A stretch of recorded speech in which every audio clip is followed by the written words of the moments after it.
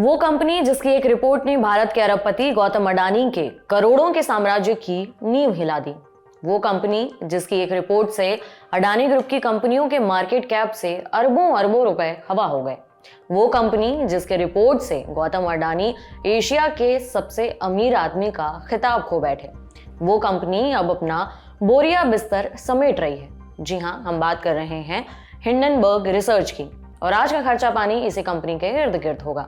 जानेंगे कि ये हिंडनबर्ग रिसर्च क्या करती थी, हिंडनबर्ग के फाउंडर नेथन एंडरसन ने कंपनी बंद करने के पीछे क्या वजह बताई है, हिंडनबर्ग ने किन किन बड़ी कंपनियों के खिलाफ रिपोर्ट निकाले हैं और इस खबर का अडानी ग्रुप के शेयरों पर क्या असर दिखा।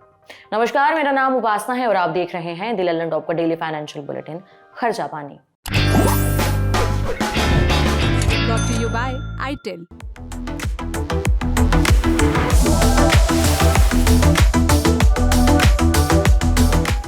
बुलेटिन शुरू करने से पहले आपके साथ एक खुशखबरी शेयर कर देते हैं। मोदी सरकार ने 8वें वेतन आयोग के गठन को मंजूरी दे दी है। 16 जनवरी को केंद्रीय मंत्री अश्विनी वैष्णव ने इसकी जानकारी दी।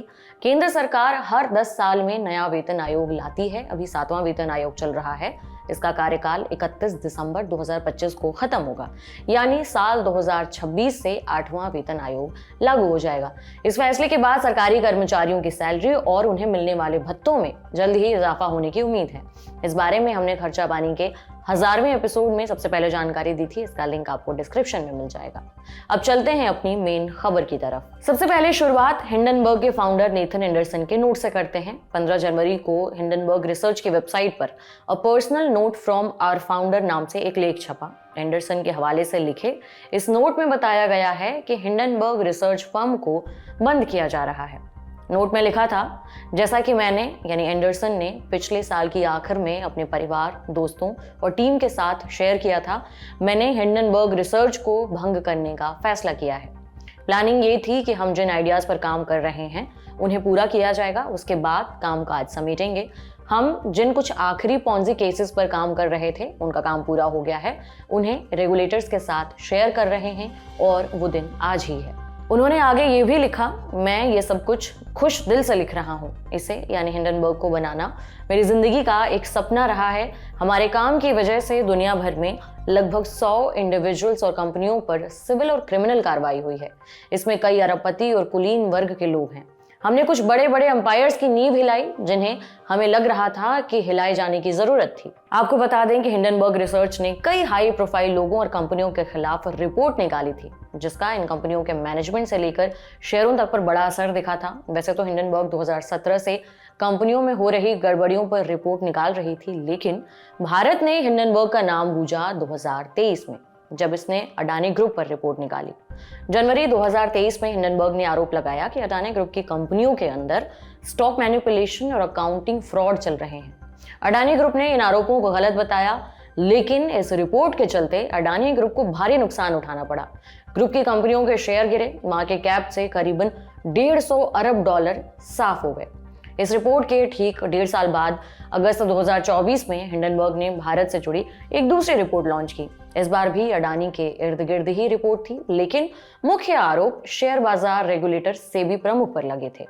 आरोप लगाया था कि सेबी चेयरपर्सन मधाबीपुरी बुच और उनके पति धवल बुच ने उन ऑफशोर फंड्स में इन्वेस्ट कर रखा है जिनका अडानी ग्रुप में पैसों की हेराफेरी के लिए इस्तेमाल किया गया, और इसलिए अडानी ग्रुप पर जांच धीमी रफ्तार से बढ़ रही है। हालांकि मधाबी बुच ने भी इन आरोपों को गलत करार दिया था। अडानी ग्रुप से इतर हिंडनबर्ग ने दुनिया भर में कई और बड़ी हाई प्रोफाइल नामी गिरामी कंपनियों पर रिपोर्ट निकाली है। 2020 में हिंडनबर्ग ने इलेक्ट्रिक ट्रक बनाने वाली कंपनी निकोला पर रिपोर्ट निकाली थी। आरोप लगाया था कि निकोला ने अपनी टेक्नोलॉजी को लेकर निवेशकों से गलत दावे किए हैं। इस रिपोर्ट के चलते निकोला को US securities and exchange commission के साथ $125 मिलियन का सेटलमेंट करना पड़ा था, और निकोला के फाउंडर ट्रेवर मिल्टन को आपराधिक सजा भी हुई। इसी तरह साल 2022 में J&J परचेजिंग पर एक रिपोर्ट छापी हिंडनबर्ग ने। J&J $400 मिलियन का एक पॉन्जी स्कीम चला रही थी। हिंडनबर्ग की रिपोर्ट की वजह से न सिर्फ इस पॉन्जी स्कीम का भांडाफोड़ हुआ, बल्कि स्कीम के मास्टरमाइंड्स को सजा भी मिली। ऐसे ही एक रिपोर्ट ऑटोमेकर स्टार्टअप पर लॉर्ड्सटाउन मोटर्स के खिलाफ भी जारी की थी। हिंडनबर्ग का दावा था कि कंपनी ने अपने इलेक्ट्रिक ट्रक मॉडल एंड्योरेंस के प्री ऑर्डर्स के गलत आंकड़े बताए हैं। रिपोर्ट की वजह से लॉर्ड्सटाउन के मैनेजमेंट में भूचाल आ गया और आलम ये हुआ कि कंपनी को अपनी ऑटो असेंबली फैसिलिटी को ताइवान की कंपनी फॉक्सकॉन को बेचना पड़ा। इन कुछ प्रमुख फर्म के अलावा Pershing Gold, Opko Health, Royal Blockchain, Afria, Bloom Energy, HF Foods, Twitter, fintech company Ebix Inc, investment firm Wax Capital, private investment firm Nanban Ventures और अफ्रीका की फिनटेक कंपनी टिंको ग्रुप जैसी कई कंपनियों में भी गड़बड़ी, फ्रॉड, अनियमितताओं पर रिपोर्ट निकाली थी, जिसका असर इन पर देखने को मिला। नेथन एंडरसन ने कंपनी को अचानक बंद करने का फैसला क्यों किया? एंडरसन ने इसके कारण पर भी बात की है, उस पर आएंगे, लेकिन पहले थोड़ा कंपनी और नेथन के बारे में जान लेते हैं। हिंडनबर्ग रिसर्च फर्म 2017 में शुरू हुई थी। रिसर्च फर्म का नाम एक एयरशिप के नाम पर पड़ा था, हिंडनबर्ग एयरशिप।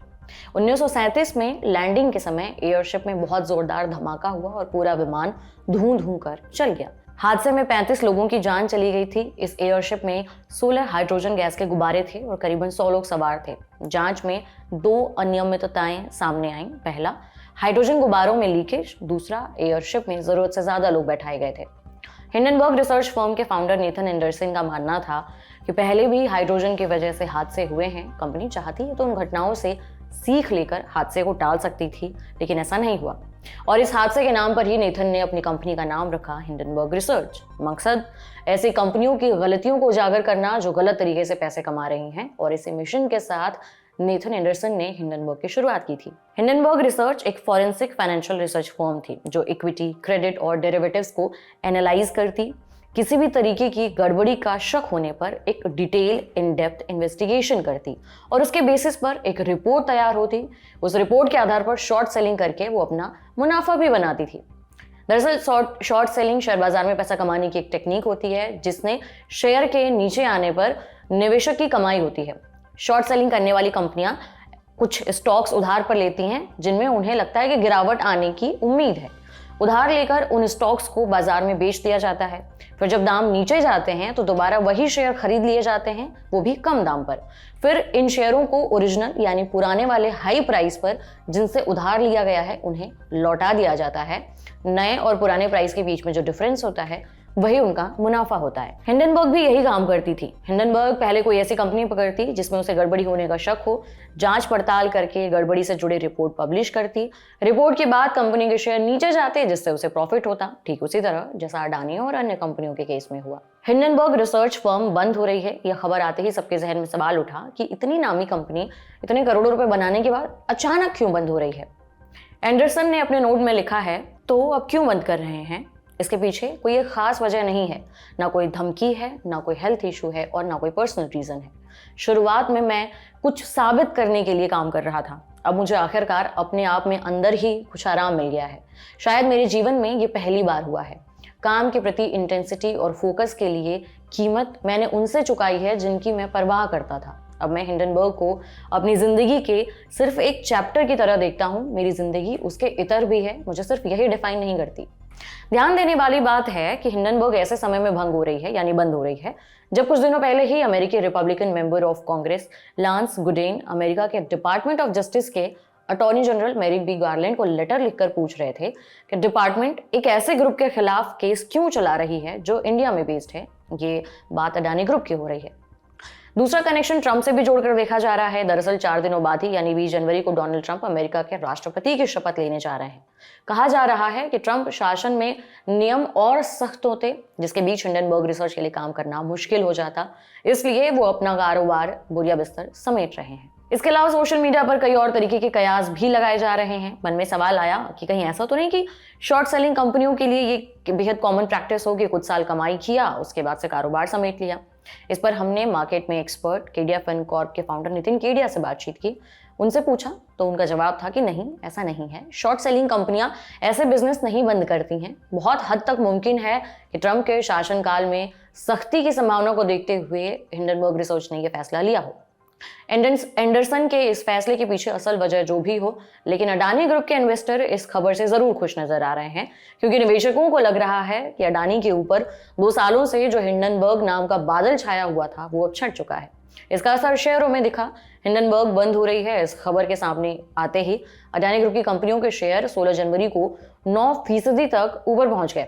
कारोबार के दौरान बीएसई पर Adani power 9.21%, Adani green energy 8.86%, Adani enterprises 7.72%, Adani total gas 7.1%, NDTV 7% और अडानी एनर्जी सॉल्यूशंस के शेयर 6.63% तक ऊपर पहुंच गए थे। जाते जाते एंडरसन ने एक दिलचस्प फैसला किया है जो एक मिनी बॉम्ब साबित हो सकता है। दरअसल नोट में एंडरसन ने कहा है कि हमने जो भी सीखा है अगर उसे हम अपने तक ही रखें तो ये स्वार्थी काम होगा। मैंने पर्याप्त कमा लिया है, हमारे पास हमेशा मैसेज आते रहते हैं कि हम जो करते हैं वो कैसे करते हैं या वो लोग हमारी टीम कैसे ज्वाइन कर सकते हैं, उनके लिए मैंने एक फैसला किया है। उन्होंने आगे कहा कि हिंडनबर्ग की जो प्रक्रिया थी, इन्वेस्टिगेशन प्रक्रिया थी, उसकी प्रोसेस को पब्लिकली शेयर किया जाएगा। नोट में लिखा है हम अपनी इन्वेस्टिगेशन कैसे करते हैं, हमारा मॉडल क्या है, इनसे जुड़ी सारी चीज़ें और वीडियोस मैं अगले 6 महीनों में रिलीज़ करूंगा। मुझे उम्मीद है कि प्रोसेस पब्लिक होने के बाद कोई वही सेम पैशन वाला इंसान इस क्राफ्ट को सीख कर गलत कामों को बाहर लाने का काम करता रहेगा। एंडरसन ने अपने परिवार वालों और दोस्तों से माफ़ी भी मांगी है। कहा है कि काम की वजह से उन लोगों को समय नहीं दे पाया, इसके लिए माफ़ी। अब मैं आप लोगों के साथ टाइम बिताने के लिए इंतज़ार और नहीं कर सकता। बहरहाल आज के बुलेटिन में इतना ही। इस खबर पर आप क्या सोचते हैं, आपकी राय हमें ज़रूर बताएं कमेंट बॉक्स में। बाकी अन्य खबरों के लिए देखते रहिए द ललन टॉप। शुक्रिया।